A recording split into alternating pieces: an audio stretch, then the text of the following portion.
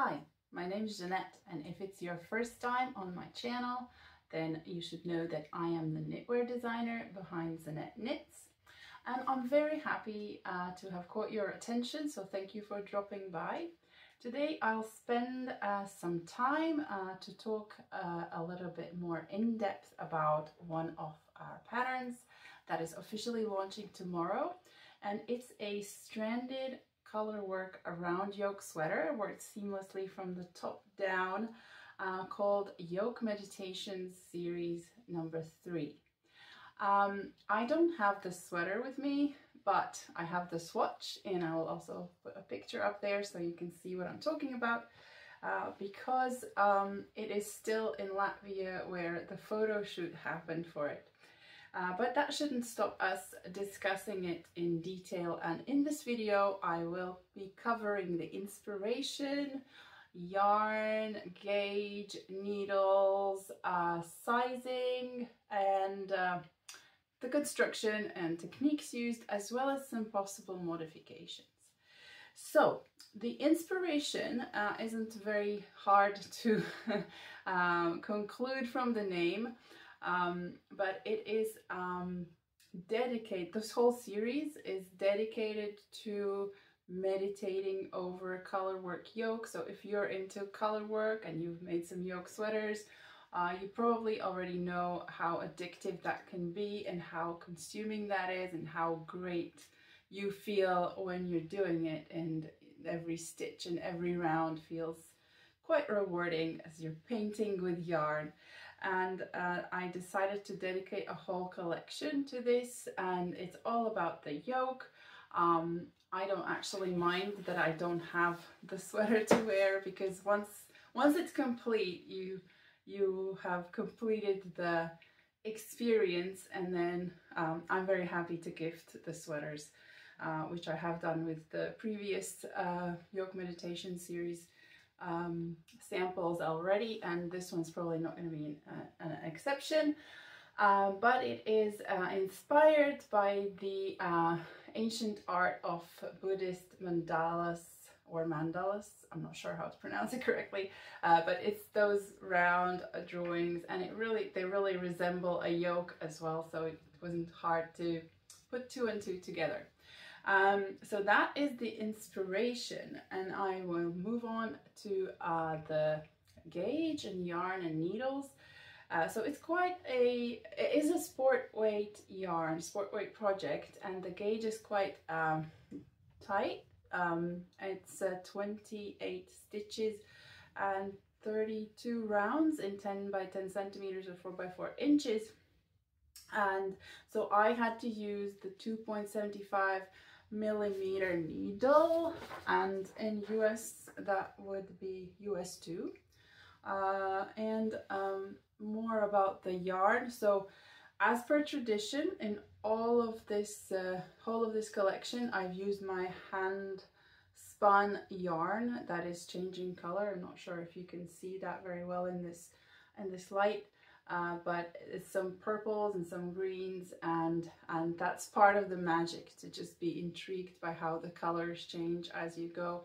So I like to use my hand spun yarn, gradient yarn, but a great substitute for that, if you're not a spinner, are yarn companies like Spin Cycle Yarns, and there are probably some others that offer sport weight gradient yarns or color changing yarns that you can use for this project. I mean, it's not necessary to use color changing yarn, and any kind of one color yarn would work as well, as long as it's sport weight and you can get the gauge.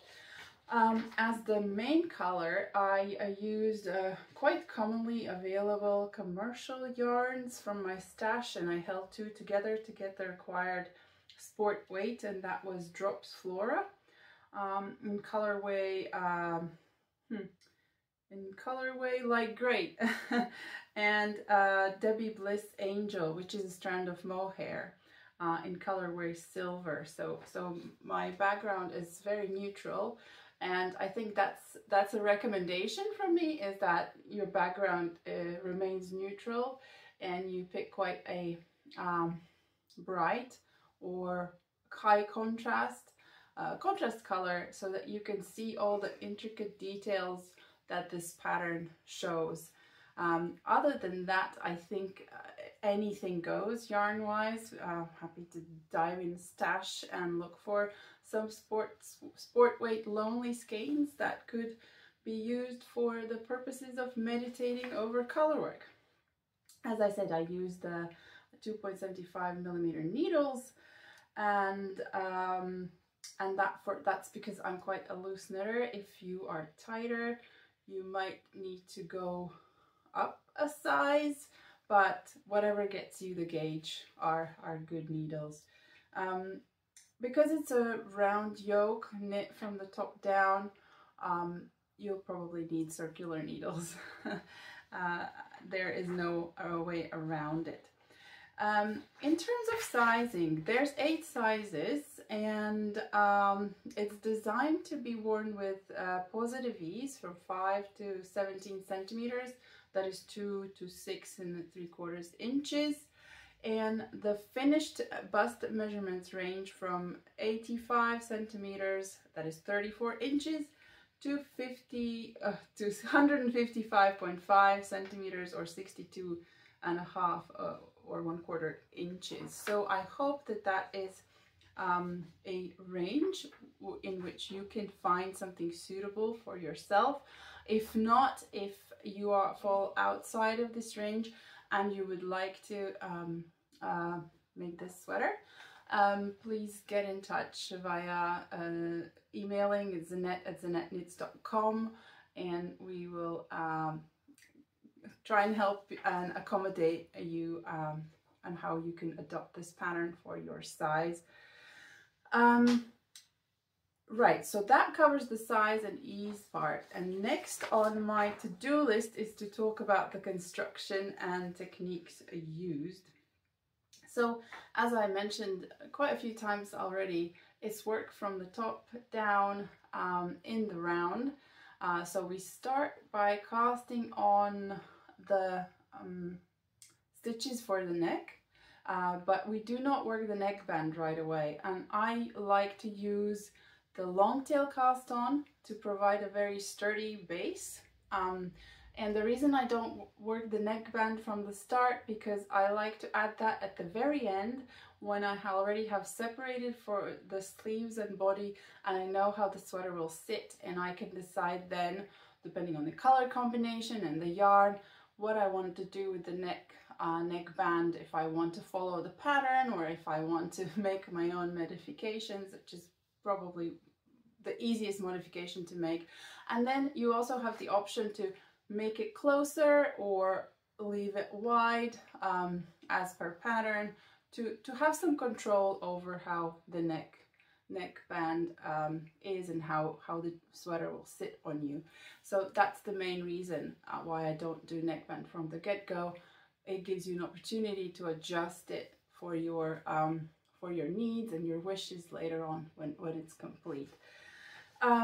So as I was saying, we cast on and then we work a few rounds in main color to get the increased section done, followed by short row shaping at the back to raise the back and provide the nice neckline so that it's not just the same. Well, you can tell which one's the front and which one's the back, because back will have a raised neck using short rows.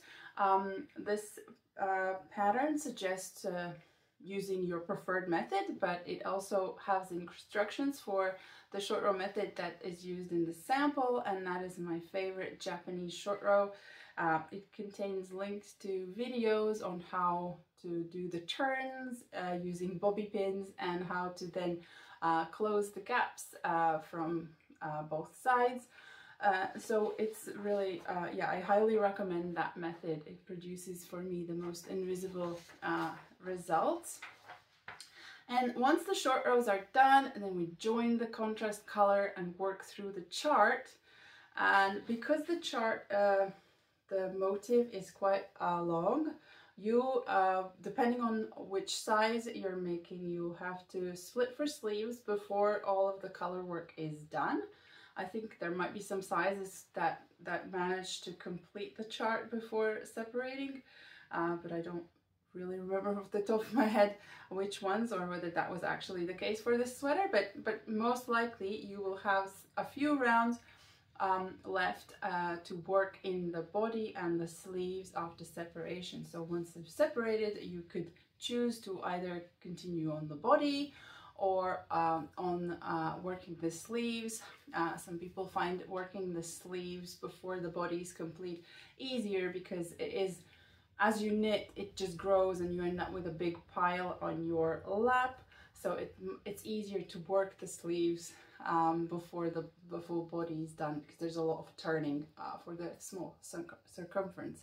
But regardless, both the sleeves and the body will have a little bit of color work, and that's done on purpose, not only to extend the yoke, the color work, to provide a more striking look and a more unique design, but also to just give you more joy of working color work. So yeah, when sometimes you once you separate the sleeves and body in these types of sweaters, the color work is done and you just in for an endless sea of stockinette. Well, not for this one. You still have a little bit of color work to do. And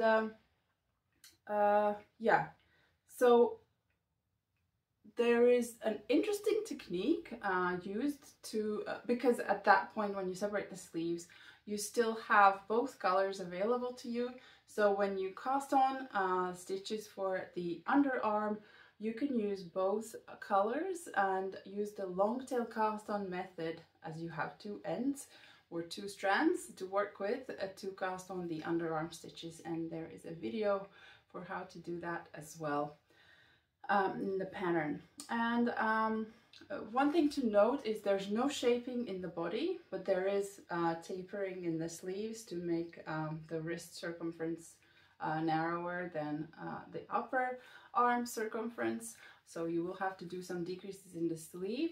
Both the body and the sleeves instruct to work a fake seam, like a purl seam, just to improve the structure of the sweater and to provide a break in the pattern, because once you've taken out the sleeve stitches from the yoke, the front and the back don't necessarily meet in a way that means you can continuously work the pattern around. So there'll be some stitches missing for the pattern repeats to close. So therefore there's a natural breaking line in the middle of the underarm, and then you can restart from wherever you need to for the back motifs to align with previous rows, if that makes sense.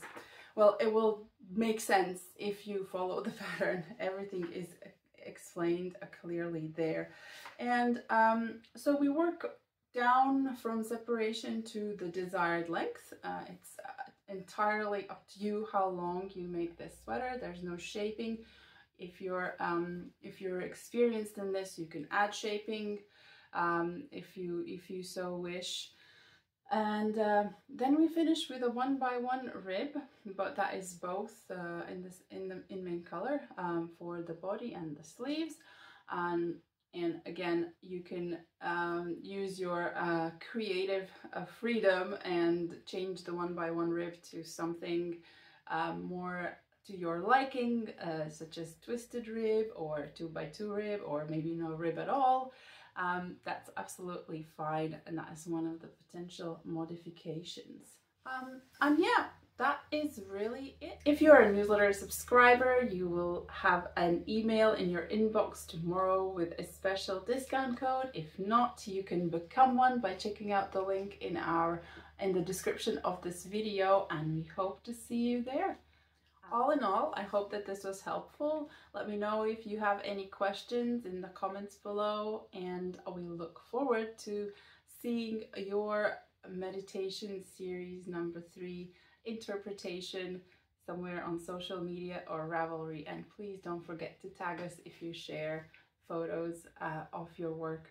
We are very, very excited to see your color combinations and your meditation experience.